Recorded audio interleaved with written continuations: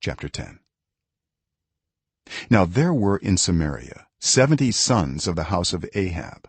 So Jehu wrote letters and sent them to Samaria, to the officials of Jezreel, to the elders and to the guardians of Ahab's children.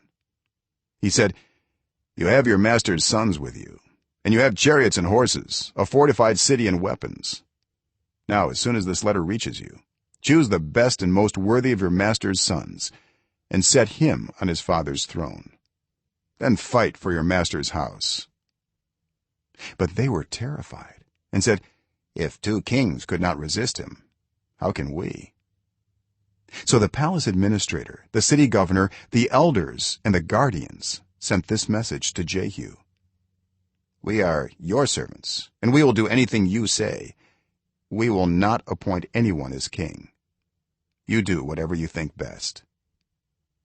Then Jehu wrote them a second letter, saying, "If you are on my side and will obey me, take the heads of your master's sons and come to me in Jezreel by this time tomorrow." Now the royal princes, 70 of them, were with the leading men of the city, who were rearing them. When the letter arrived, these men took the princes and slaughtered all 70 of them. They put their heads in baskets and sent them to Jehu in Jezreel. When the messenger arrived, he told Jehu, "They have brought the heads of the princes." Then Jehu ordered, "Put them in 2 piles at the entrance of the city gate until morning." The next morning Jehu went out. He stood before all the people and said, "You are innocent. It was I who conspired against my master and killed him. But who killed all these? Know then that not a word the Lord has spoken against the house of Ahab will fail. The Lord has done what he announced through his servant Elijah." So Jehu killed everyone in Jezreel who remained of the house of Ahab, as well as all his chief men, his close friends and his priests, leaving him no survivor. Jehu then set out and went toward Samaria. At Beth-eked of the shepherds he met some relatives of Ahaziah king of Judah and asked, "Who are you?" They said, "We are relatives of Ahaziah, and we have come down to greet the families of the king and of the queen mother." "Take them alive," he ordered. So they took them alive and slaughtered them by the well of Beth-eked, 42 of them.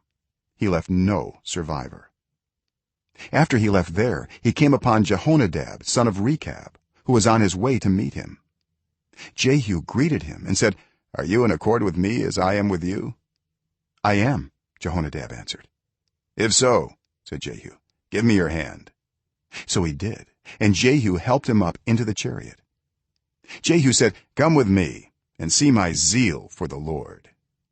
Then he had him ride along in his chariot. When Jehu came to Samaria, he killed all who were left there of Ahab's family. He destroyed them according to the word of the Lord spoken to Elijah. Then Jehu brought all the people together and said to them, "Ahab served Baal a little. Jehu will serve him much. Now summon all the prophets of Baal, all his servants and all his priests. See that no one is missing, because I am going to hold a great sacrifice for Baal. Anyone who fails to come will no longer live."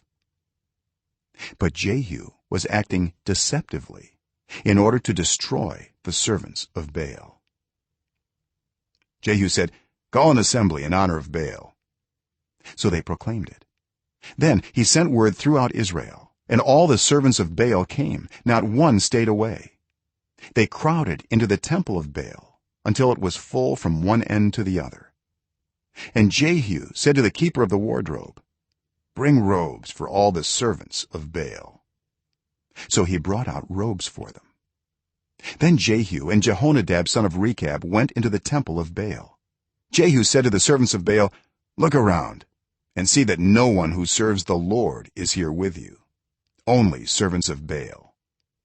So they went in to make sacrifices and burnt offerings. Now Jehu had posted 80 men outside with this warning, "If one of you lets any of the men I am placing in your hands escape, it will be your life for his life."